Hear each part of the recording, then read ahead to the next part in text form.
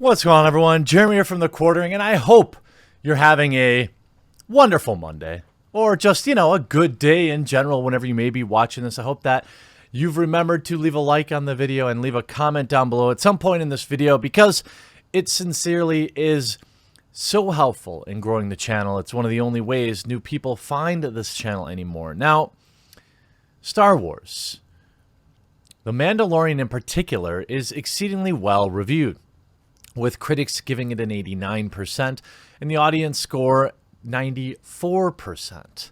Something so good just has to affect women in some negative way. This is very common in much media these days. It's the age-old saying, world ends, women most affected. Now, a few days ago, this is a fun tale, an interesting tale, the anatomy of a fandom hit piece started and played out perfectly so we could all see.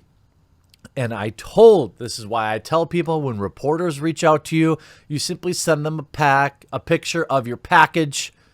Well, I mean, maybe just the sack, because forget them. This is, for a fact that they aren't going to represent both sides. They have an idea, they have a mission, a goal before they've ever written that article, and that is to smear, that is to enrage, that is to bait. That is modern day urinalism at its finest. Now, a few days ago, we covered how people were whinging about there weren't enough women speaking roles in The Mandalorian through the first 2 episodes, as if there were some specific percentage that there needs to be. Then after episode 3 came out, everybody was cheering for woman power. These are people that are not interested in The Mandalorian. These are not people that are fans of Star Wars. These are insects, cockroaches, lice, ticks. They are a nuisance.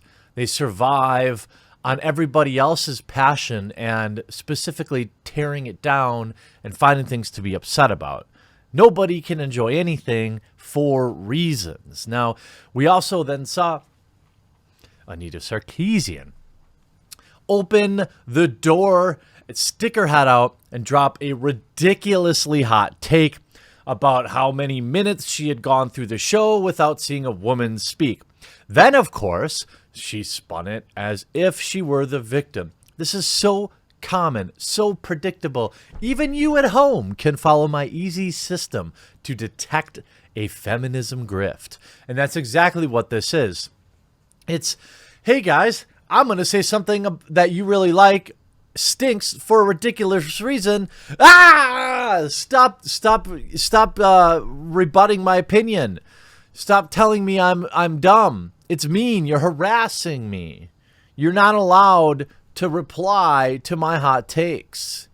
Now, this all started when Data Racer 117 on Twitter put out basically an infographic showing that The Mandalorian was universally well received, and yet there was an innumerable amount of people who were, I guess, upset.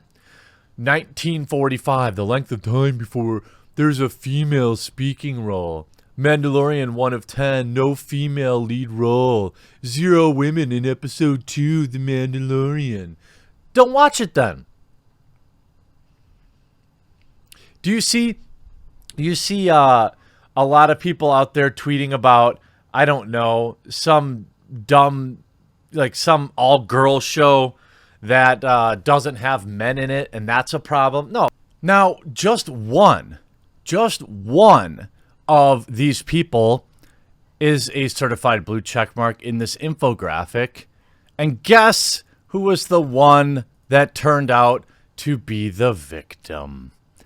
That's right. Her account is privated, and now there's an entire article cataloging the horrible ordeal that she's gone through. Who could have predicted this happening? Well, just about everybody, as Kat Tenbarge, who is a breaking news fellow at The Insider and Business Insider, replied to this infographic saying, DM me if you'd be willing to chat about this tweet for an article I'm doing on it. Hey guys, I'm totally up to nothing. Which of course Data Ricer says, sure Cat, I'd love to help you write a hit piece on me. And then, all you need to do is click on a person's Twitter profile and get an idea of what they're up to. You can see she's retweeted Anita Sarkeesian. She put up her own, obviously her own article, which is not weird. I think this article is best summed up by the fact that before I even started writing it, there was a 20-minute YouTube video up about how bad of a person I was for writing it. Yeah, it's because I think it's our job to help edify people on the workings of the snakes in this industry. See how Kat comes to Data Racer like, hey, fellow Star Wars fan, I'm writing an article. Would you want to help me out? Let's see. The lesbian gaze is that I napped through most of the prequels as a child, but was deeply obsessed with Yaddle after approximate 1.5 seconds of screen time. Okay. Yep, let's see. Stuff about deep fakes, weird pickle eating, James Charles stuff. Yeah, hard-hitting reporter. Now, of course, we know what will happen to this, but I thought it would be interesting to share some of what was said. Now, I'm not a leak DMs person, but I will give you the gist of what the conversation was before this article.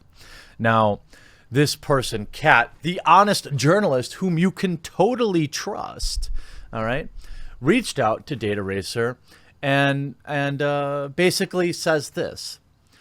I was reached out to by a person who was harassed off of social media this past week because they tweeted about a number of minutes it took for a female character to speak in The Mandalorian. So you are... Now, just follow me here. I know it's crazy. You're Kat, or you're Elizabeth, who is apparently an author of the great Shelby Holmes series, reached out to a reporter because an image of her hot take appeared in an infographic among 30 others. See where I'm going with this? A nobody reached out to another nobody because they were harassed. Now, that was presented as she's just doing her journalistic due diligence because she is supportive of the victim.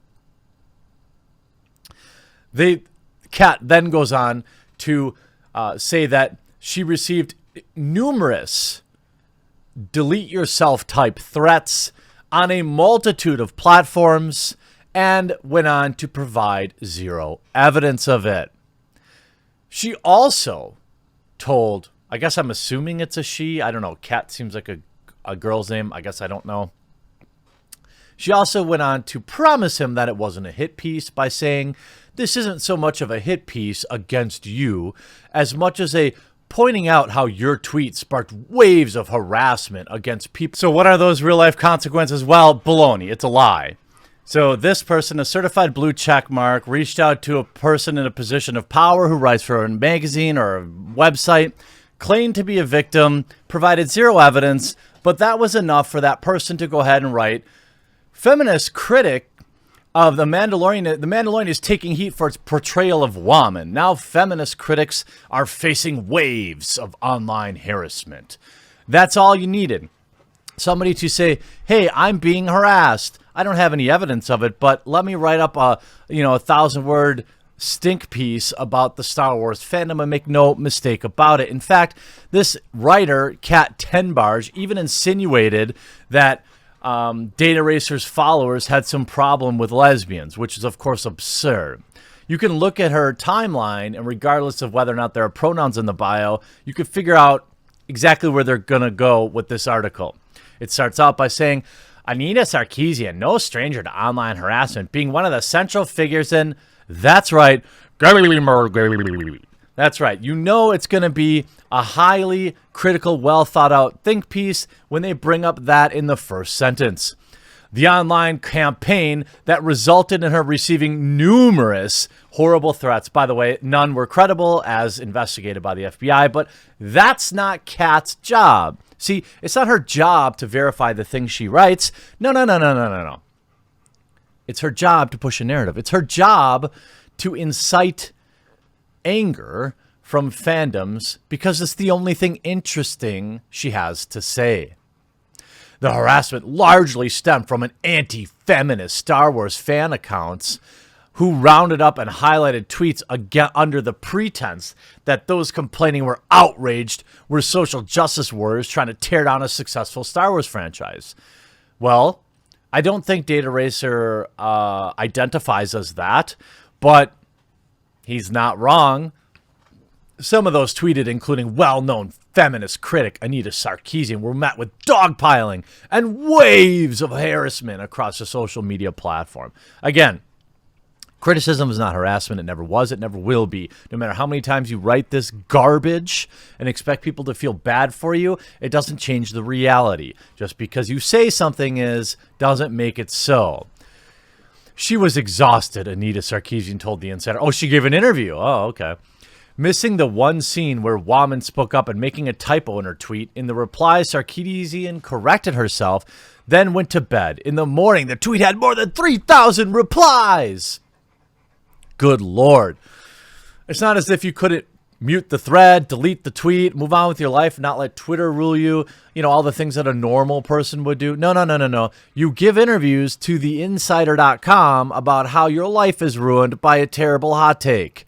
And it's also pretty dismissive to say the only reason she received criticism is because there was a typo in it. That is absolutely something that people pointed out, but it is absolutely not the reason she received any backlash. It's because of who she is, and everybody saw where she was going. That's why. It's ironic. Women, especially feminists, get accused of being emotional and angry and all these things when we say, hey, I noticed a thing. That's because it's about the implication, Anita, and you know that. It's so disgustingly disingenuous for you to be like, wow, I was just putting out a thought I had. Well, what? Why is everybody mad? I just don't get it. If they didn't reply to my tweet, would have just been gone. They made it a much bigger deal. It's just a tweet. Nobody cares. We all laughed at you and we moved on. And now we get to laugh at you again and move on again. Sarkeesian is the most prominent figure facing dogpiling. People with and without large Twitter followings, some who are verified, and many who are not, found themselves overwhelmed with anti-feminist replies and messages across platforms after tweeting about how few women are in The Mandalorian. That's because it's a garbage take. Garbage takes get garbage responses. It's pretty easy to see that play out on the internet. You're not new here. Specifically, in the first episode, there's one female character wearing a mask who speaks. 2 female characters total. Again, who cares? Star Wars fans have a history of harassing women online when faced with criticism. Well, it's when faced with ridiculous, unfounded criticism. It's when you use words that are ridiculous.